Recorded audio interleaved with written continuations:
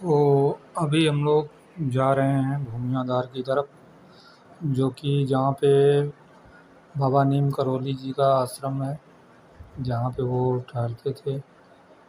कैंची धाम अलग है, वहाँ से कम 10-12 किलोमीटर अलग दूसरी तरफ जाना पड़ेगा, लेकिन हम लोग 25 किलोमीटर आगे जाके वापस आ रहे हैं सिर्फ उस आश्रम में विज़िट करने के लिए, उस आश्रम का दर्शन करने के लिए, वहाँ पे समय बिताने के लिए। उसके बाद निकल जाएंगे। कुछ छोड़ नहीं सकते यहाँ पे कि दोबारा आके कर लेंगे।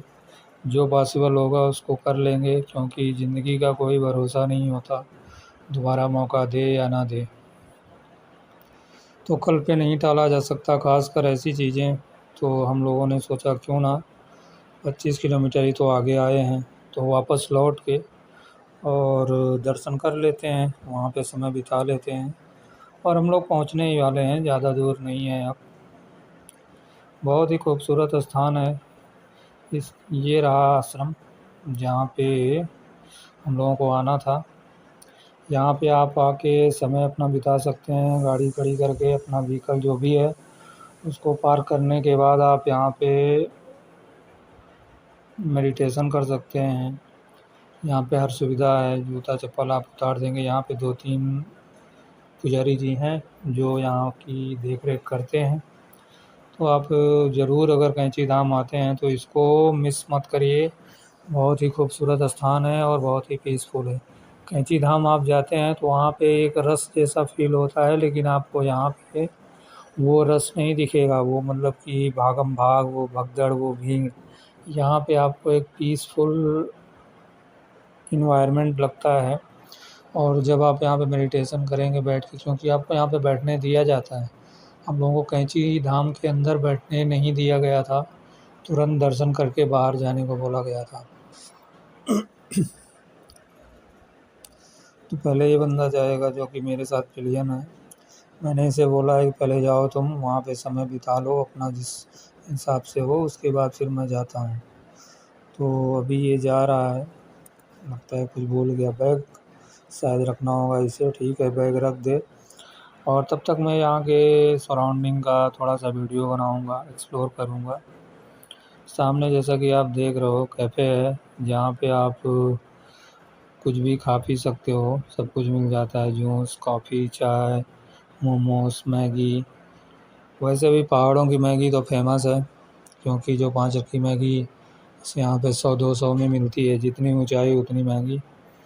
और मैं ये नहीं कहूँगा कि वर्थ है, क्योंकि कुछ ज़्यादा ही लिया जाता है, लेकिन मैंने कहीं कहीं देखा है कि वर्थ है। जैसे कि हम लोग जब नैना पीक ट्रैक कर रहे थे, तो नैना पीक ट्रैक करने के बाद ऊपर जो है हमने मैगी तो नहीं खाई थी, लेकिन जो चाय चाय पी थी और पानी का बॉटल लिया था, जिसमें ज़्यादा कुछ फ़र्क नहीं था, सिर्फ 10-10 रुपए का फ़र्क था। और नैना पीक जब आप जाओ नैनीताल और ट्रैक करो तो देखोगे कि 10 रुपये अगर उन्होंने एक्स्ट्रा लिया है तो कोई गड़बड़ नहीं किया है, जायज़ है। अगर वो 15 रुपये एक्स्ट्रा लेते तो भी जायज़ था, क्योंकि दम उखड़ जाता है उसको चढ़ने में। कैसे ले जाते होंगे सामान, किसी के माध्यम से ले जाते होंगे या खच्चर से भी ले जाते होंगे, कोई ना कोई तो लेता होगा कुछ। ऐसे पीठ पे तो पॉसिबल नहीं है। और ये रहा कैफ़े, और क्या खूबसूरत नज़ारा है। इस कैफ़े में आप बैठ के आराम से सामने पहाड़ों का नज़ारा लेते हुए आप कर सकते हैं। अब ये बंदा जाएगा और अपना वहाँ पे समय बिता लेगा, तब तक मैं एक्सप्लोर कर लेता हूँ इधर-उधर। बहुत ही खूबसूरत स्थान है।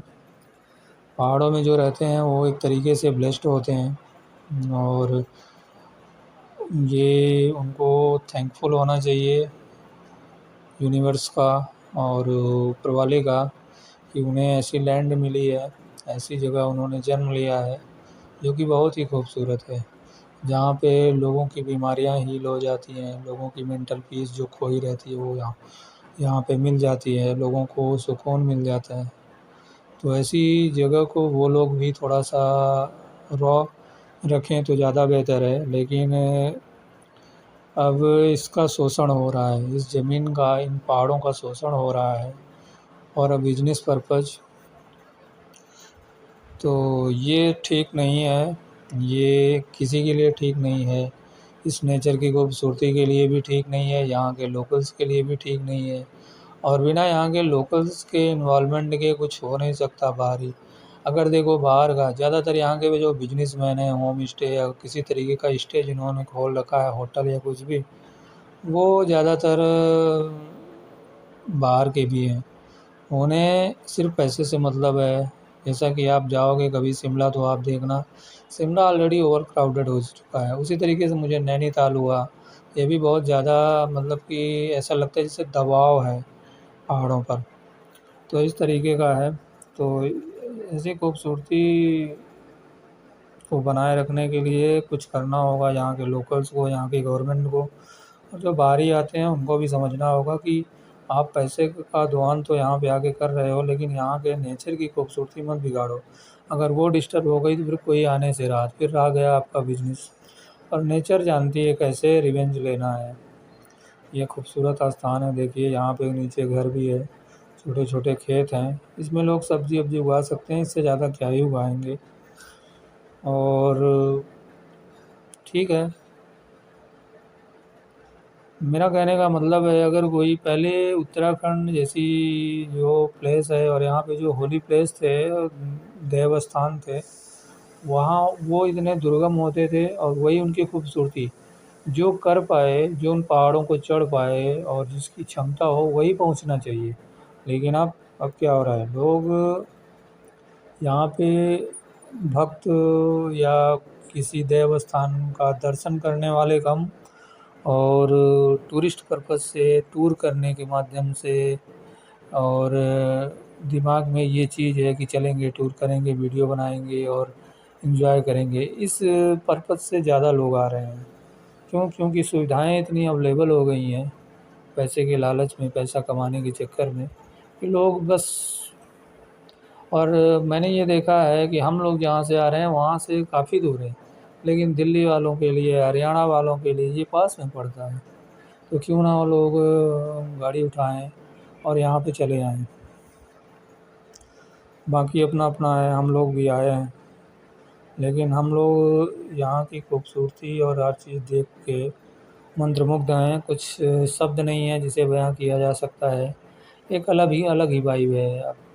अलग ही मतलब जैसे आप दुनिया से कट जाते हो। आप हम लोग जहाँ पे थे, या मैं कहूँ जहाँ पे था, एक अलग सा मेंटल प्रेशर या कुछ भी, लेकिन यहाँ पे, यहाँ के इस वातावरण में, खूबसूरत पहाड़ों में आने के बाद ऐसा लगता है कि जैसे कुछ छूट गया है, छूट गया, जाने दो उसे, अभी इस पल को एंजॉय करो, और जाने का मन नहीं करता। और सामने देख रहे हैं जो पहाड़, उसमें अभी कम बस्ती है, लेकिन धीरे धीरे बन रही है। मैं समझ पा नहीं पाता यहाँ का कि पहाड़ किसी का कैसे हो सकता है। मतलब कि जो पहाड़ की कोई एक पीक है, वहाँ पे भी बसावटें हो रही हैं, मतलब कि बन रहे हैं मकान लोगों के रहने के लिए। तो क्या कोई इसे सेल करता है या कोई ख़रीदता है? ऐसे कैसे कोई पहाड़ को सेल कर सकता है, पहाड़ को ख़रीद सकता है और उसकी पीक चोटी पर अपना घर बना सकता है? तो एक तरीके, उसके लिए वहाँ पे घर पहुँचने के लिए, बनाने के लिए पहाड़ों को कट करना पड़ेगा, कई चीज़ों को करना पड़ता है। तो ये मेरे समझ से परे है। ये जो कैफ़े है सामने, ये लोकल यहाँ का नहीं है, लेकिन मैंने कहा तो बोला कि लोकल है। लेकिन मुझे इसके हाव भाव और बातों से पता चल गया कि ये बंदा लोकल नहीं है। ये सिर्फ़ अभी कुछ सालों में आया है और बिज़नेस अपना यहाँ पे इस्टेब्लिश किया है। तो ये चीज़ें हैं। और जब मैंने पूछा कि तुमने ज़मीन ली है जो जो यहाँ पे ये स्टे, मतलब कि तुमने बनाया है ये कैफ़े वगैरह, तो बोलता है कि मैंने ख़रीदा है। क्योंकि मुझे नहीं लगता कि उसने ख़रीदा होगा। यहाँ पे ऐसा कुछ सिस्टम कुछ और था पहले। अब यहाँ के लोग जागरूक हो रहे हैं, क्योंकि जो यहाँ के लोकल होंगे उनकी लैंग्वेज में, उनके बात में एक आत्मविश्वास झलकता है। जब आप उनसे पूछो किसी चीज़ के बारे में, उनको जानकारी होती है पहाड़ों के बारे में, हर चीज़ के बारे में। इस बंदे के पास वो कॉन्फिडेंस नहीं था, वो जानकारी नहीं थी। फिर मैंने भी ज़्यादा वो नहीं किया, मैंने सोचा होगा जो भी, लेकिन मुझे आई एम डैम श्योर ये 5 या 6 साल के अंदर ही आया होगा और यहाँ पे इस्टेब्लिश हो गया है। और ये जहाँ पे जो भी चीज़ सेल कर रहा है, ये जितना इसका प्राइस है, चाहे टी हो या कुछ भी हो, कुछ ज़्यादा ही है, क्योंकि ज़्यादा ये ऊंचाई पे नहीं है जहाँ पे, ठीक है। तो ये ज़्यादा ले रहा है, लेकिन आप कुछ कर नहीं सकते। आप आए हो, पे करोगे, अगर हर कोई पे कर रहा है तो आपको क्या दिक्कत होगी। तो ये चीज़ें हैं, हमने भी पे किया और अपना ये अब ये आदमी, ये जो मेरा पिलियन है मेरे साथ, मेरा भाई ही है, ये दर्शन कर चुका है, अपना समय बिता चुका है। अब मुझे जाना है वहाँ पे और अपना समय बिताऊँगा, उसके बाद फिर आगे बढ़ेंगे। यहाँ के सराउंडिंग का हमने थोड़ा बहुत वीडियो बना लिया, वो बहुत खूबसूरत स्थान है। और ये जो आप साइड में दीवार जैसा बना पत्थर का देख रहे हैं, आप अगर यहाँ पे निर्माण करते हो तो आपको ये छोटा सा दृश्य मैंने शूट किया था, वो डाल दिया है, आप देख सकते हो, नैना पीक का है। और यहाँ पे हम लोग चढ़ाई किए थे, दम फूल गया था, ठीक है। बहुत ही खूबसूरत स्थान है और यहाँ पे सही है, जिनके पास चढ़ने का या कुछ करने का वो है, यहाँ के लोकल को तो कोई फ़र्क नहीं पड़ता, वो बड़े आसानी से चढ़ जाते हैं। लेकिन अगर आपने कभी ट्रैक नहीं किया है तो आपका तो दम फूलने वाला है। हम लोगों ने कभी ट्रैक नहीं किया था और मैं रनिंग वगैरह भी करता हूँ, लेकिन हमसे एक गलती हुई थी। ऑलरेडी हमने एक भारी बैग अपने कंधे पे डाल रखा था, हेलमेट कैरी किया था साथ में, और उसके साथ साथ हम लोगों ने जो सीधा रूट बना था वो ट्रैक करने का, वो ना करके वो सीधा सीधा जो पहाड़ होता है ना, एकदम गली जैसा, उसको हमने चढ़ने की कोशिश की। कम से कम 2-4 पॉइंट हमने ऐसा चढ़ा, फिर हमें समझ में आया, हमें लगा कि बस ऐसे सीधा सीधा चढ़ के पहुंच जाएंगे, नज़दीक होगा, लेकिन था बहुत दूर। तब हमें रियलाइज़ हुआ कि ये गलत कर रहे हैं। उसकी वजह से हम लोगों का दम फूलने लगा, सांस उखड़ने लगी। और ये बहुत ही खूबसूरत स्थान है, देख रहे हैं आप, ये लंबे लंबे पेड़, और अक्सर ऊंचाई पे पहाड़ों की चोटियों पे पेड़ ऐसे ही मिलते हैं, क्योंकि वातावरण उसकी बनावट की वजह से बर्फ़ पड़ती है, जिसकी वजह से इन पेड़ों का ये शेप बन जाता है। और अगर आप आते हैं नैनीताल तो नैना पीक जो है आप ज़रूर ट्रैक करिए, इसे चाइना पीक भी बोलते हैं। और यहाँ से एक अलग ही लगता है, जैसे आप बादलों के करीब हो, आपके समकक्ष बादल खड़े हुए हैं, तो ऐसा कुछ लगता है, ऐसा फील होता है। और फरवरी के महीने में हम लोग जैसे ही ट्रैक किए, यहाँ लगभग 1:30-2 बजे तक आ गए थे, लेकिन उसके बाद अचानक ऐसा धुंध बढ़ना चालू हुआ, जो कोहरा बादल कहिए आप, और ठंड ठंड बढ़ना चालू हो गई थी। तो ठंडी में अगर आते हो तो आपको टाइम से ही उतरना होगा, टाइम से आना होगा, अदरवाइज़ कब आपको, ये जो वाइट में गया है लड़का, ये यहाँ का लोकल है, इसे 1-2 थे, इन लोगों को मैंने देखा क्या स्पीड से इन लोगों ने ट्रैक किया है, इन लोगों के लिए नॉर्मल बात है। तो वही है ना, अगर आप यहाँ पे रहते हो और यहाँ पे बस कुछ ना करो, आप डेली, हालांकि आपका टिकट का चार्ज लग जाता है, अगर आप डेली नैना पीक ट्रैक कर लो ना, तो आपकी फुल एक्सरसाइज हो जाती है, आपके फेफड़े की, आपके लंग्स जो है सारे के सारे वो हो जाते हैं, उनको मिल जाता है। और यहाँ से आप ताल देख रहे हो, कितना दूरी दिख रहा है नैनीताल का, तो इतना आपको ट्रैक करना रहता है। और यहाँ ट्रैक करने के बाद आप टी कॉफ़ी आप पी सकते हो, मैगी खा सकते हो, कुछ भी खा सकते हो, मिलता है। अब वक्त है, ये स्टे हमने लिया था नैनीताल में, जो कि 1000 का पड़ा था पर नाइट, जिसमें 2 पर्सन थे हम लोग। तो उस हिसाब से आप देख सकते हो 1000 क्यों, 1400 का। और ये जहाँ पे लिया था, आदमी तो सही था, लेकिन ये आदमी पीछे पड़ गया था कि आप लोगों को यहाँ जैसे जैसे पता चलेगा कि हम लोगों को ऋषिकेश जाना है ना, बस आप लोग सुबह निकल जाओ, सुबह, मतलब कि हम लोगों को, हमारा टाइम में नहीं हुआ था, तो इसने ऑलरेडी बुकिंग ले लिया था किसी को फ़ोन पे बात पे, जैसे इसने ऑनलाइन दिया होगा, वहाँ से वो हो गया, तो इसने ऑलरेडी बुकिंग ले लिया कि ठीक है आप आ जाओ, इतने समय खाली हो जाएगा। अब वो सामने वाला आने वाला है, तो ये खाली कराने पे तुला था। हमने भी सोचा कि हमें जाना तो वही है, तो क्यों इसका कस्टमर ख़राब हो, इसलिए हम निकल लिए थे। और फाइनली अब हम लोग यहाँ से थोड़ा मूव करेंगे घूमने के लिए और थोड़ा बहुत घूमेंगे और इसके बाद आपको हम मिलेंगे ऋषिकेश में। और ऋषिकेश में मिलने के बाद वहाँ जहाँ जहाँ घूमेंगे वहाँ फिर आपको साथ में ले चलेंगे, घुमाएंगे। तब तक आप ज़रूर वीडियो को शेयर करिए, चैनल को सब्सक्राइब कर लीजिए अपडेट करते, ताकि आपको जब भी हम वीडियो अपलोड करें अपडेट मिलता रहे। और धन्यवाद वीडियो देखने के लिए। चलिए आगे बढ़ते हैं और आपको आगे ले चलते हैं नए वीडियो में या फिर इसी में।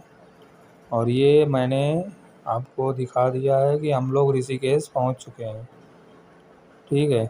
और ये ऋषिकेश का ही स्टे है यहाँ पे। और यहाँ से अब हम लोग जा रहे हैं, जानते हैं कहाँ पे जा रहे हैं? ये क्या बोलते हैं, नीलकंठ महादेव दर्शन करने। यहाँ से कम 25 किलोमीटर दूरी पे है। हमारी बाइक खड़ी हुई है। अगर आप बाइक लेके नहीं आते तो ऋषिकेश में जैसे ये स्टे वगैरह है ना, ये लोग बाइक भी देते हैं। ढेर सारी बाइकें इनकी ही खड़ी हैं। आप कोई भी स्कूटी ले सकते हो और कोई अच्छी बाइक अगर आप चाहते हो। मैंने देखा ये लोग रॉयल एनफील्ड की हंटर, बुलेट, क्लासिक और स्क्रैम्बलर और बहुत सारी बाइक रखे हैं। तो आप अपनी चॉइस के अनुसार ले सकते हो। हम लोग तो बाइक ले के आए थे। और ऋषिकेश में जो हमने स्टे लिया है ये बहुत ही बेहतरीन है, क्योंकि एकदम गंगा जी के किनारे है। बस आप जैसे निकलो रोड आएगी, उसके बाद रोड पार करने के बाद आप गंगा जी के किनारे पहुंच जाओगे।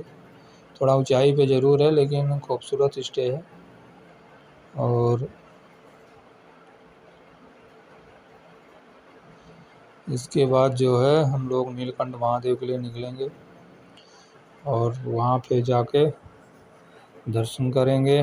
फिर जो भी पास में होगा उसे भी एक्सप्लोर किया जाएगा और उसे एक्सप्लोर करते हुए फिर हरिद्वार जाएंगे, क्योंकि आते वक्त हमने हरिद्वार एक्सप्लोर नहीं किया।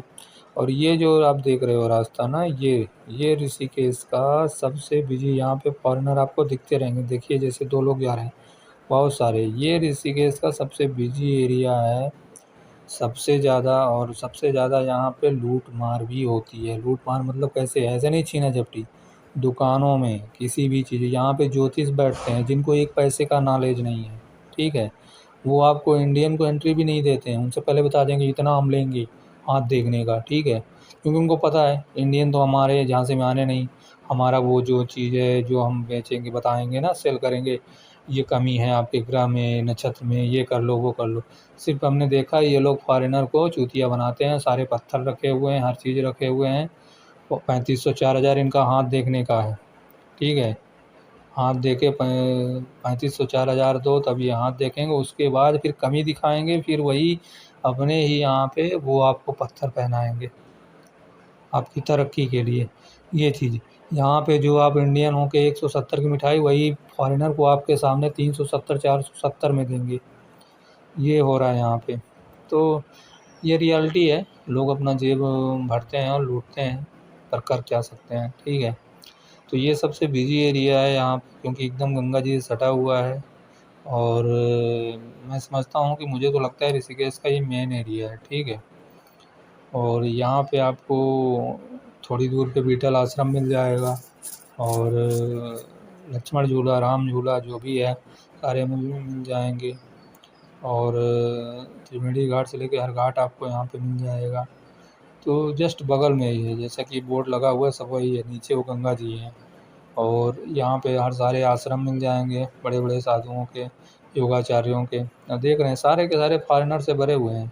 रद्दी कपड़े बेचते हैं बेचारे फॉरेनर को, लूट मार मचा के कुछ भी पहना दे रहे हैं। क्या लगे रहते हैं ना वो वहाँ पे, एकदम दुकान के बाहर खड़े रहते हैं, बस आवाज़ लगाएंगे, मैडम क्या लेना, ये वो। तो टूटी फूटी इंग्लिश भी सीख लेते हैं लोग यहाँ पे रहते रहते, दुकान शॉप वाले भी। फिर अच्छा खासा कमा भी लेते हैं। तो ये तरीका है। तो इनको पता होता है कि इंडियन है तो वो हमारे झांसे में ना तंत्र मंत्र में आएगा ना कुछ आएगा। वो ओनली एक्सप्लोर करने आया है, तो आपसे पूछेंगे भी नहीं, कि आप लोगे नहीं लोगे, करोगे क्या करोगे, इससे कोई मतलब नहीं है। उनको सिर्फ इसी चीज़ से मतलब फॉरेनर से मतलब है। वो सिर्फ फॉरेनर को टारगेट करते हैं, फॉरेनर से ही जो लेना होता है वो ले लूट मार मचाते हैं। आपसे उनसे कोई मतलब नहीं यहाँ के, क्योंकि आपको पता है आप इंडियन हो। आप कोई चीज़ औने पौने दाम में क्यों लोगे? हाथ दिखाने का आप 3500 4000 क्यों दोगे? उस पत्थर का जिसे आपको पता है कि इससे कुछ होने वाला नहीं है, उस पत्थर को खरीद के अपना भविष्य क्यों आप अच्छा करोगे? अगर पत्थर खरीदने से भविष्य अच्छा होता तो सारे लोग ना खरीद के अच्छे हो जाते। तो वही चीज़ें हैं। और फिर ऋषिकेश योग नगरी है, तो इसमें तो इतना तो पता होना चाहिए। लेकिन फॉरेनर का क्या होता है ना कि उनके अंदर एक कियोस्क होता है कुछ चीज़ें, और कुछ तो इसलिए भी आप चले जाते हैं ना कि आपका वो देखते हैं कि आप कैसे, आपको लगता है कि आप उन्हें फूल बना रहे हो, लेकिन दरअसल आप बन रहे होते हो। ठीक है, क्योंकि उनको उनको भी सारा कुछ पता है, उनका माइंड ओपन है, तर्क करना वो सब चीज़ें उन्होंने किया है। तो इस तरीके से है। लेकिन नई जगह पे जाने के बाद ऐसा कुछ होता रहता है तो लोग फॉरेनर एक्सप्लोर करना जानते हैं और करते हैं। बाकी इधर आप साइड से राफ्टिंग वगैरह कर सकते हो, सारा कुछ ये राफ्टिंग के लिए ही है। यहाँ आप बुकिंग करोगे, आपको फोर व्हीलर से बैठा के लेके जाएंगे ऊपर, ऊपर से वहाँ से फिर आपको आपके गंतव्य तक छोड़ेंगे भी, ऐसा नहीं है फोर व्हीलर से। लेकिन आपको बुकिंग यहाँ से करने के बाद ये देखो सब तैयार हो रहा है, तो सारी व्यवस्था है। आपकी जेब, मुझे तो लगता है नैनीताल वहाँ से ज़्यादा ऋषिकेश में खाली होती है। ऋषिकेश में अगर आप चौकन्ने नहीं रहते तो आपकी जेब खाली करने के लिए लोग बैठे रहते हैं, और आपकी जेब कब खाली हो जाएगी पता भी नहीं चलेगा। हम लोग तो बस यहाँ से जा रहे हैं, पहले नीलकंठ महादेव और वहाँ दर्शन करेंगे, उसके सराउंडिंग एक टेम्पल और है उसका दर्शन करेंगे। फिर उसके बाद वापस आएंगे, तो अगर टाइम रहेगा तो फिर राफ्टिंग वगैरह करेंगे। और राफ्टिंग एडवेंचर है, ठीक है। जैसा कि आप देख रहे हो बिल्कुल हम लोग गंगा जी के किनारे ही हैं, नीचे गंगा जी हैं, और इसी के इस तरफ से राफ्टिंग वगैरह होती है। और खूबसूरत स्थान है ऋषिकेश। तभी यहाँ पे सारे योगाचार्यों ने अपना डेरा जमाया, योग सिखाना और वो हर चीज़ का। लेकिन मैंने ये भी देखा है कि गंगा जी के किनारे सिर्फ योगाचार्य नहीं बैठते, क्या बोलें। और ये देखो वहाँ पे गंगा जी का पानी क्या निर्मल दिख रहा है, क्या स्वच्छ जल दिख रहा है। और राफ्टिंग वगैरह आराम से यहाँ से होती है। हम लोगों को यहाँ से कम 15 से 20-25 किलोमीटर जाना है नीलकंठ महादेव, और वहाँ पे जाके दर्शन करेंगे। उसके बाद फिर रिटर्न आएंगे, अगर समय रहेगा तो एक्सप्लोर करेंगे, राफ्टिंग करेंगे। अदरवाइज़ फिर कल देखेंगे। और हम लोग को जल्दी निकलना भी है, टाइम का कम है। नेक्स्ट टाइम अगर कभी आना हुआ तो फिर ऐसा टारगेट लेके निकलेंगे, या तो ऋषिकेश एक बार में करेंगे, फिर या तो फिर नैनीताल। इस बार मिस्टेक हुआ क्योंकि फर्स्ट टाइम था, पता नहीं था और समय लेके आना चाहिए था, समय की शॉर्टेज थी। वीडियो देखने के लिए धन्यवाद। चैनल को सब्सक्राइब करें, वीडियो को लाइक करें, शेयर करें।